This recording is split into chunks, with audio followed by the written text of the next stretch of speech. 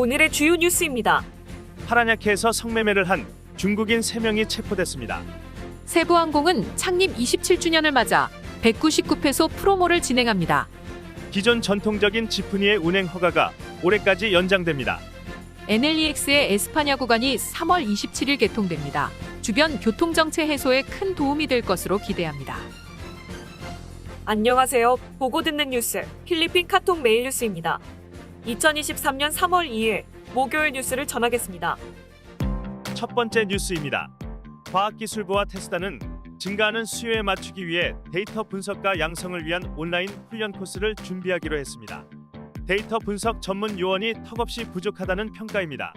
정부나 지방자치단체가 운영하는 대학에서도 데이터 분석과 훈련 코스를 준비합니다. 데이터 분석가는 주로 콜센터에서 수요가 많지만 그 외 분야도 수요가 많고 대부분 초임이 25,000페소입니다. 다음 뉴스입니다. 파라나케의 KTV 바에서 3명의 중국인이 체포되고 그곳에서 일하던 4명의 필리피노를 구조했다고 경찰이 발표했습니다. 중국인들은 필리핀 여성들을 성적 학대하고 있었습니다. 이 KTV 바는 몇 달 동안 성매매를 위한 창구로 운영이 되었습니다. 다음 뉴스입니다. 세부의 카카시티에서 데이트 상대의 아버지에게 주먹과 흉기로 수차례 폭행을 당한 16세 소년이 부상을 당했습니다. 사건은 커피숍에서 일어났고 CCTV에 녹화되었습니다. 경찰이 신고를 받고 도착했을 때도 여전히 폭행을 당하고 있었습니다. 딸이 데이트하는 것을 보고 이성을 잃고 버린 사건입니다. 딸은 남자친구가 없다고 했고 데이트하러 간다고도 안 했는데 남자친구와 함께 있는 것을 보고 화가 났습니다. 다음 뉴스입니다. 아담슨 대학에서 화학공학을 전공하던 학생이 지난 화요일 까비테 이무스에서 시신으로 발견되었습니다. 학대와 폭행이 있었던 것으로 보이고 경찰은 15명을 용의자로 보고 조사하고 있습니다. 증인들의 증언뿐만 아니라 사망자의 다리에 타박상도 있었습니다. 경찰은 부검의 결과를 기다리고 있습니다. 피해자 존 매튜 살리리그는 지난주 이후 실종 상태였습니다.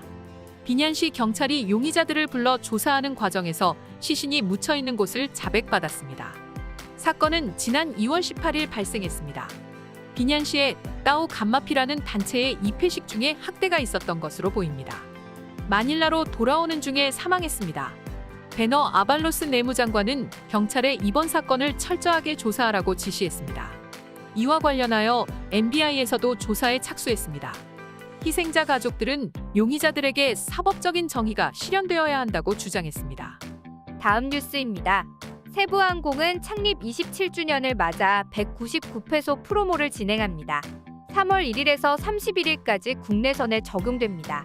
유료 할증료와 세금은 별도입니다. 추가 수화물 등의 서비스 추가도 27% 할인됩니다. 세부항공은 1996년 마닐라 세부 노선을 처음으로 취항했습니다.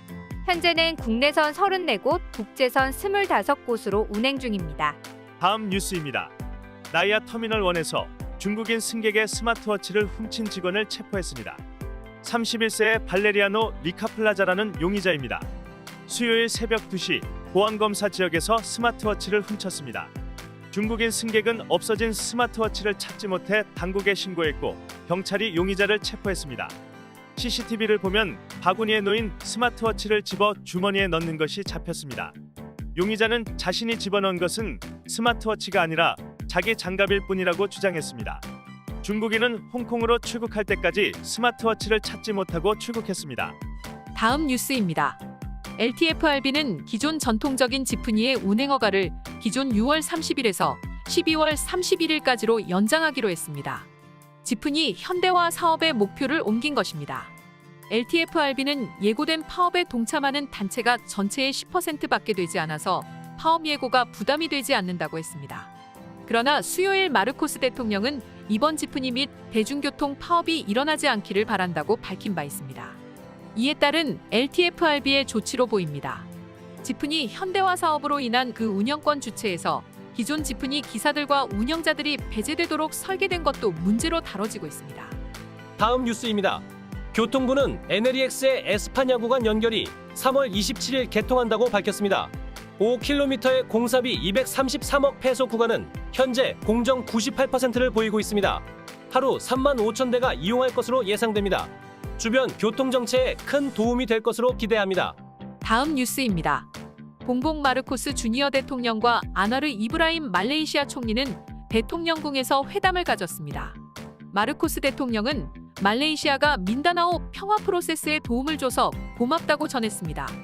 과거의 지원에 감사하고 향후에도 지속적으로 도움을 줘서 방사모로 자치지구의 평화가 정착될 수 있기를 바란다고 했습니다. 아나르 총리는 마르코스의 리더십이 민다나오 평화 정착에 큰 성취를 이뤘다고 평가했습니다. 다음 뉴스입니다. 상당수의 정부 조달 시도가 허접한 계획으로 인해 실패하고 있다고 정부 조달 정책위원회가 밝혔습니다. 2020년 자료에 따르면 조달 신청이 들어온 것들 중에서 63%가 진행이 되지 않았습니다. 기술적 문제, 잘못된 비용 계산, 수요 예측 실패 등의 계획이 잘못된 이유입니다. 또 서명에 검은색 잉크가 사용되는데 이는 원본과 복사본을 구분하는 데 어렵게 만듭니다. 또한 USB 등으로 제출하는 것뿐 아니라 서류로 제출해야 한다고 했습니다.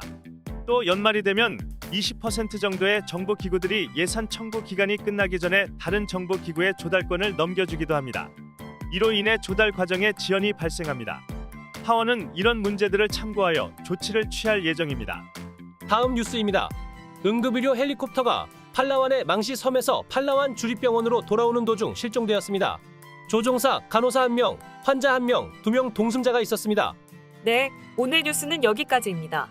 필리핀 카톡 메일 뉴스에서는 뉴스 제작에 함께 참여할 자원봉사자를 모집하고 있습니다. 많은 관심과 참여를 부탁드립니다.